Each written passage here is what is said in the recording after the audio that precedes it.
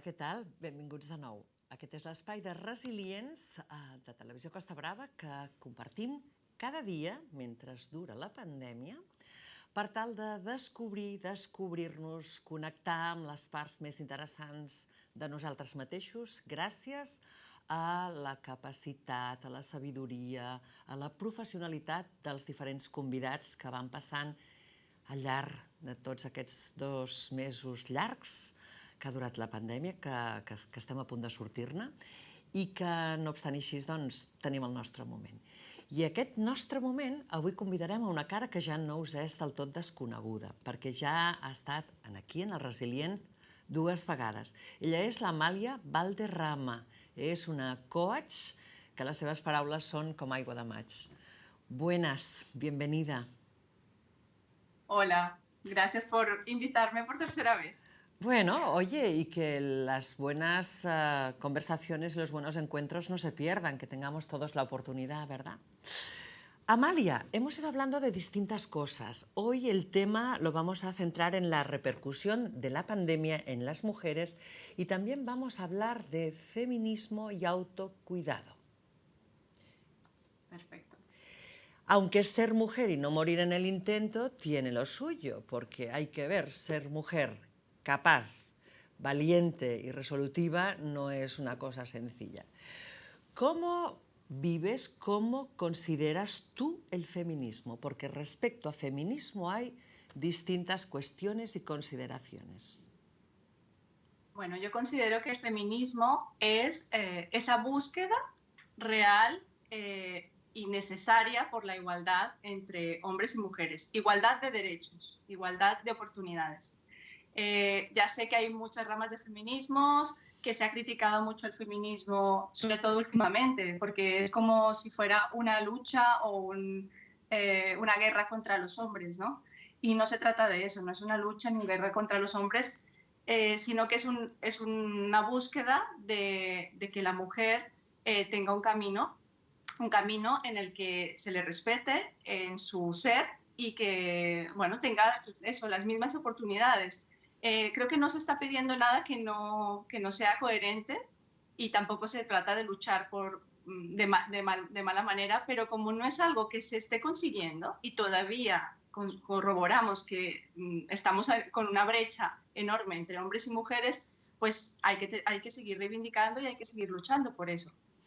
En todo caso, en todas las guerras, en todas las batallas hay bajas por ambos lados. Por tanto, es bueno quizás no plantear esto como una guerra, una batalla, sino como un aspecto de aproximación y sensibilización.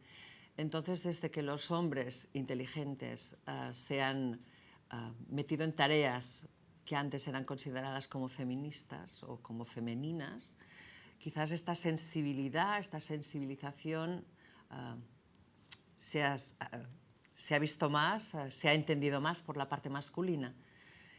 ¿Sí? Exactamente. Creo que justamente el hecho de que, o sea, muchas veces se trabaja como el feminismo como para fortalecer, solamente como fortalecer a la mujer, ¿no? Y que esa mujer tenga un empoderamiento o una voz más alta, ¿no? Pero yo creo que el feminismo es también cómo los hombres pueden entrar en el espacio de lo femenino, del cuidado, pueden entrar a conocer sus emociones, o sea, todo aquello que estaba como relegado a lo femenino, que no es real, que es humano. O sea, las emociones es algo humano, no es ni patrimonio de las mujeres ni de los hombres, es de todos, ¿no? Pero es como que habían unos roles culturalmente determinados para hombres y mujeres y como que no nos podíamos salir de ahí. Yo creo que ahora hay un punto de inflexión en la educación. No creo que estemos yendo o sea, no estamos yendo a gran velocidad, pero se está haciendo, ¿no? En cómo educar a los hijos, a los varones, a los niños, para que sean más respetuosos con la mujer y también para que ellos mismos se conozcan y contacten con sus emociones, con el espacio del cuidado, el contacto con los hijos, o sea, todo eso es algo que puede ser tanto de hombres como de mujeres y es necesario que sea, ¿no? En todo caso, estamos buscando cómo sensibilizar, cómo identificar los roles de responsabilidad, en todo caso, ¿no? los hombres han tenido quizás la responsabilidad más fuera del núcleo, de la cueva, del hogar, y las mujeres se han cuidado más de ello. Hoy por hoy como que también las mujeres están más fuera de los hogares, en el trabajo y demás. Quizás esto ayuda un poquito a que la gente se dé cuenta, ¿no?, de qué es lo que vale la pena y cómo cuidar el entorno propio y los cachorros, los hijos, ¿no?, los padres, y que pues, se pueda implicar todo el mundo. De todos modos, sigue siendo importante que parte de los árbitros no sean masculinos, sino que también sean femeninos, como para poder distribuir un poquito las tareas. Oye, una cosa, Amalia, ¿entre mujeres hay el mismo respeto? ¿O en estas ganas de avanzar y posicionarse a veces hay competencia también entre roles femeninos? Hola, ¿se cortó? Sí, Perdón, sí. se cortó. Bueno, sí, yo creo que hay alguna competencia a veces entre mujeres en el feminismo, ¿no? Hay como rivalidades, ¿no? También tiene que ver con las posiciones en las que las mujeres nos encontramos. No todas las mujeres estamos en las mismas condiciones. Algunas tenemos más privilegios que otras. Tenemos diferentes posiciones sociales, clases sociales. O sea, todo eso cruza también al feminismo, ¿no? Está cruzando la sociedad, sino también al feminismo. Entonces, claro que muchas veces entre mujeres terminamos incluso criticando a las otras porque hagan unas cosas u otras, o que la lucha feminista sea de una manera o de otra. Yo creo que hay que superar esto, o sea, se habla mucho de la sororidad, y creo que es un concepto precioso, que es cómo todas las mujeres podemos tener una solidaridad y entendernos y comprendernos, y que cada una pueda hacer su vida como desee, como realmente desee. Nadie puede juzgar a otra porque decida ella con toda la conciencia seguir ese camino. Entonces, apoyémonos, porque ya en sí ya tenemos muchas dificultades. Falta, bueno, que nosotras mismas nos hagamos la guerra, ¿no? Entonces, Como no vamos a hablar de la confrontación, ni vamos a hablar de batallas, ni de guerras, sino vamos a hablar de esta vida con encanto, de esta vida simple, de cómo enfocar un poquito la vida que llevamos, cómo vivirla sin tanta tensión, ya no respecto al fuera, sino a cómo gestionamos las emociones y la repercusión que ha tenido esta pandemia en las mujeres. Porque las mujeres en esta pandemia nos ha tocado vivir un papel, cada cual el suyo, ¿verdad? Pero vamos a centrarnos en el tema sin tener que competir una más o una menos. Pero en todo caso, la mujer, igual que el hombre, se ha tenido que quedar en casa y ha tenido que atender un montón de situaciones con una carga de desgaste físico, emocional, psicológico. ¿Cómo crees que se ha vivido? sí, y creo que la carga, o sea, la repercusión de las mujeres es muchísimo más alta, está siendo mucho más alta, a nivel físico, emocional, ¿no?, económico. Ya antes de entrar en esta pandemia, las cifras eran estremecedoras, ¿no? De paro, es que no tiene comparación. El nivel de paro entre hombres y mujeres es muchísimo más alto en las mujeres. El nivel de mujeres, o sea, el porcentaje de mujeres que se dedican a labores de cuidado dentro del hogar es infinitamente más alto, ¿no?, que el de los hombres. Entonces, claro, las mujeres ya de por sí teníamos una responsabilidad enorme con respecto al cuidado, y cuando nos encerramos en casa, eso no cambia, porque no es que sea que ahora que está el hombre en el hogar va a cambiar de repente su manera de pensar, hacer, y va a colaborar, ¿no? Como se dice, ¿no? Va a colaborar en casa. No, es que no había habido antes una distribución a corresponsabilidad en el hogar, no la va a haber en la pandemia, ¿no? Entonces, como ya este escenario estaba, lo que ha pasado es que se ha agudizado, como en todas las crisis. Siempre lo he dicho, ¿no?, que es como que saca a flote lo peor muchas veces lo peor de la sociedad, ¿no? Y esto justo es una pandemia que repercute en el espacio privado, en el espacio de relación del hogar, con lo cual estamos viendo que las cifras de violencia de género son más altas precisamente por el hecho del confinamiento. Estamos viendo que hay más mujeres con crisis de ansiedad, con problemas de corazón, con mucho estrés, porque se han tenido que hacer cargo del cuidado de los hijos 24 horas, responsables de la educación, porque aunque ha habido y sigue habiendo escuela a nivel virtual, las madres son las que están más por el cuidado de los hijos y por velar que hagan los deberes o contactar con las escuelas. Entonces, ya teníamos una serie de responsabilidades enormes y nos han venido muchas más en muy poco tiempo, concentradas y con la suma de que la pandemia implica un riesgo, implica mucha incertidumbre, implica miedo, ¿no? Para todos. Entonces, es un cóctel, ¿no? Y creo que las que más lo hemos sufrido hemos sido las mujeres. Ah, hablábamos al principio, ¿no? Cómo ser mujer y no morir en el intento. Las mujeres no somos perfectas, casi, pero no lo somos. Bromas aparte, ¿a cuánta de esta repercusión que nos ocurre es por un no saber delegar, por un no saber pedir? El hecho de que estamos tan acostumbradas a ser las organizadoras del territorio próximo como es la casa, el hecho de ser quienes han llevado los hijos a la escuela, el pediatra, lo que tú comentabas, ¿hasta qué punto las mujeres sabemos delegar? Porque estamos tan acostumbradas a tirar del carro y a hacerlo solas. ¿Sabemos delegar? No, no sabemos delegar. En general, yo no quiero aquí a generalizar, no se trata de... Pero sí que veo y me encuentro en los talleres que hago, en las consultas, con las mujeres que trabajo. He trabajado con mujeres en todo tipo de situaciones, ¿no? Económicas, de diferentes clases sociales. Y me encuentro con esto, que es esa parte muy invisible del tema del cuidado, que es cómo nosotras no somos capaces de soltar la responsabilidad del cuidado. O sea, así como nos quejamos de que el otro no se implica, tampoco nosotras soltamos esa responsabilidad. No pasan cosas como no confío en que lo haga él bien, por ejemplo, no confío en que cuide bien a los niños, que haga las cosas de casa, prefiero hacerlas yo porque no las hace bien. Entonces, hay muchas cosas en las dinámicas dentro del hogar que no estamos entrenadas, estamos entrenadas para hacerlo todo bien, perfecto y nosotras. Entonces, y qué mucha importante. responsabilidad. Pero sin embargo es muy importante saber hacer las peticiones de ayuda, porque es que si no, los demás como que lo dejan pasar, ¿no? Ella se lo hace, pues que lo haga, ¿no? Qué importante es saber Exacto. pedir, ¿no? Y estar atento a lo que nos responden. Y saber implicar y saber delegar, que si no está tampoco bien hecho.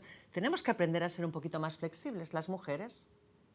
Exactamente, y aprender a delegar, o sea, aprender a confiar en el otro, en las capacidades del otro, a aprender a implicar al otro de manera, sí, participativa, ¿no? Desde los niños y todos los adultos y las personas de casa, ¿no? Y eso es una cosa que realmente viene por parte, o sea, es algo cultural, es algo que nosotros hemos asumido. Sé que en otros países en donde no está tan arraigada la cultura patriarcal como nosotros lo tenemos aquí, hay otro tipo de mentalidad con respecto a esto. Las mujeres tienen menos culpa cuando delegan o cuando no hacen ciertas tareas, tienen menos culpa porque ya hay una tradición, una cultura que hace que la responsabilidad recaiga en todos, en todas las personas, no en las mujeres o en los hombres por su rol, no por lo que la cultura dice que debemos hacer. Entonces, claro, es un aprendizaje para nosotras. Por tanto, podemos ser resolutivas, pero aprender nosotras a delegar y que sepamos también enseñar cómo los demás aprendan a responsabilizarse, porque al fin y al cabo es tareas de todos, no es esto es tuyo y esto es mío, es de todos, ¿no? ¿Cómo repartimos, ¿no? ¿Cómo repartimos todo lo que hay?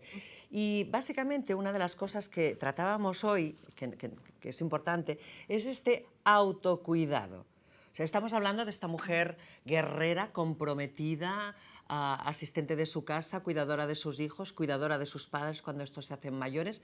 Esto carga emocionalmente, físicamente, psíquicamente, y muchas veces la mujer se olvida de atenderse a sí misma. Y a veces aquello de que qué tipo de humores más cambiantes tienen algunas mujeres, se oye decir por parte de algunos señores.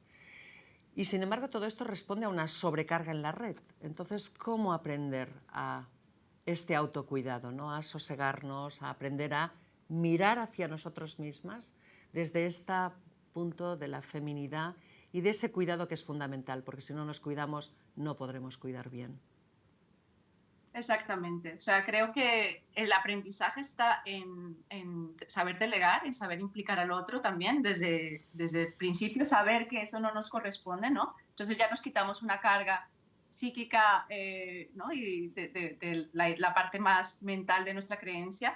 Y esto, empezar a pensar, es que nos estamos sobrecargando, sobreexigiendo, es que nos exigimos ser buenas profesionales, buenas madres, buenas educadoras ahora. Bueno, o sea, todo en un nivel tan alto que eso no es cuidarnos, eso es sobreexigirse, es descuidarse uno mismo. Entonces, bajar el nivel de exigencia es un paso fundamental en el cuidado y pensar, ¿no? ¿Cómo me cuido? ¿Cómo me nutro? ¿Qué hago yo o sea, si yo puedo dar mucho, pero si no me nutro, no puedo, o sea, eso que doy empieza a ser poco, ¿no? O sea, de poca calidad, digamos. Entonces, eh, tiene que ver mucho con el autoconocimiento, con la autoobservación, saber cuándo estoy llegando a un límite y poder gestionar ese autocuidado, ¿no? Amalia Valderrama, nuestra coach casi de referencia constante, has estado trabajando en un formato precioso que hablas de los rituales, de ese cuidado de las mujeres para nosotras mismas, de cómo aprender a estar en silencio, de cómo aprender a tener nuestras caminatas en solitario, que no necesitamos siempre ir con los demás y ese ruido, esa conversación, darle a la sin hueso, ¿no? Estar hablando siempre. Y hablas de estos pequeños rituales basados en este encanto de la vida simple, en base a una lectura fantástica de un libro maravilloso de Sarah Van. Dile tú el apellido porque a mí no me sale. Nat. Sí, es difícil, Bretnat. El encanto de la vida simple. Y en definitiva es cómo aprender a reducir marcha, aprender a estar en un paso más tranquilo y a ver el encanto de las cosas en lo más pequeño. ¿Cuáles serían tus recomendaciones después de la reflexión de este buen libro? Sí, mira, yo he descubierto que una de las cosas que nos ayuda más, nos podría ayudar más a las mujeres es poder desconectar de la mente y estar más en la presencia, ¿no? Esto ayuda mucho, o sea, cuando se hacen terapias para trabajar la ansiedad, esto es una de las recomendaciones, ¿no? Porque en la ansiedad lo que pasa es que nuestra cabeza va a 1000 por hora, ¿no? Y lo que necesitamos es volver al cuerpo, volver al presente, para poder tener un ritmo mucho más lento, ¿no? Que el que tiene la mente. Entonces, estos rituales que creo que, bueno, esta autora es un libro que tiene 365 días en donde va proponiendo pequeñas acciones y yo he hecho como un material en donde reúno este tipo de propuestas con otras propuestas y que lo que busca es como crear esa idea de ritual como de presencia en este instante, en este momento, para que yo pueda contactar conmigo mismo y con la naturaleza o con el cuerpo, sobre todo con la naturaleza, que es bastante sanadora y ayuda muchísimo a que nos nutramos, ¿no? Y muchas veces lo olvidamos, lo dejamos de lado. La naturaleza la tenemos como lejos. Me gustaba leer la propuesta que tú hacías y de ello la conversación que tenemos ahora, porque está basada en hechos muy simples. No se trata de que esa mujer que quiera dedicar a practicar ese ritual tenga que hacer cosas muy complicadas, ni que le van a llevar mucho tiempo, ni va a tenerse que ir muy lejos y gastar una pasta. Estamos hablando de esos pequeños rituales que podemos hacer cada día, esa manera de conectar con la naturaleza que es la vez que nos reconecta con nosotros mismos. Cómo marcar esas pausas y esa atención y cómo parar esos pensamientos que todo el día nos llevan a hacer 1000 cosas, cómo saberlos cortar, cómo aprender, Amalia. Sí, Es un aprendizaje, o sea, se habla mucho de esto, ya creo que es algo bien conocido, el tema de mindfulness, de la meditación, y en realidad, o sea, aunque parezca un tema de moda, creo que es algo que está comprobado, que nos ayuda a mantener un contacto con la realidad, con el presente y a mejorar muchas cosas a nivel emocional y a nivel físico, ¿no? Entonces, todas estas aproximaciones lo que nos hacen es decir, busca momentos del día en donde estés haciendo una cosa y estés pensando en lo que estás haciendo, ¿no?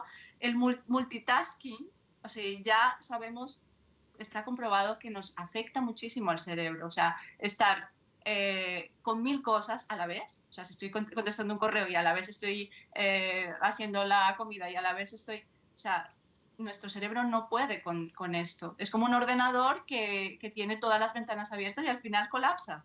Con lo cual, dejar de lado el multitasking, centrarnos en lo que estamos haciendo, eso ya ayudaría muchísimo. Si lo hiciéramos real, ¿no? Si estoy cocinando, estoy cocinando. Si estoy, no estoy pensando en lo Pero que voy a hacer además, después de cocinar, pero ¿no? además, incluso Amalia, es el hecho de estoy cocinando, pero estoy haciendo un café, en saborear desde el Saborear el olor café, que está en el sí. café puro antes de que se mezcla, en cuanto hierve, saber disfrutar de esos pequeños momentos y cómo aislarlos de todo lo otro, desde cómo Exacto. escoger las alubias o cómo pelar las Ujú. verduras, ¿no? Centrarnos justamente en ese punto, todo lo demás no, es pasito a pasito y Exacto. cómo marcarlo, ¿verdad?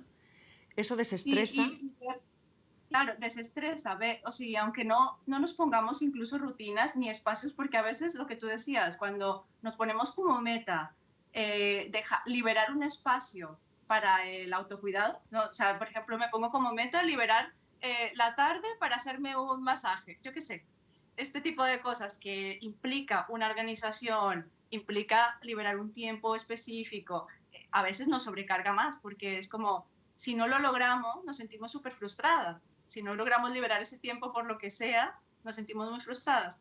Y creo que sería interesante poder tener ese tiempo y dárselo, ¿no? Pero con esto de lo que estamos hablando, de si tú estás cocinando porque es lo que hay que hacer, porque no hay otra persona que lo haga en ese momento, no hemos podido delegarlo, lo que hemos hablado antes, pues disfruta también de lo que implica la comida, ¿no? O sea, la sensación de cocinar algo que sea agradable, algo que te guste a ti, algo que las otras personas van a saborear, o sea, todo eso puede convertirse, o sea, cualquier cosa cotidiana podemos convertirla en un ritual si hay ese componente de presencia y de dedicación y de trabajar los sentidos, ¿no? O sea, puede convertirse en un ritual. ¿Y cómo cambia el sabor de las cosas que se hacen con conciencia y con amor? ¿O cómo saben las Mm. cosas que se hacen deprisa para cumplir? Esa presencia, esa conciencia, esa entrega en lo que estamos haciendo, ¿cómo se nota? ¿Cuánto vale la pena, verdad, poner conciencia y mucho amor en todo lo que hacemos y vivir ese momento como único e irrepetible?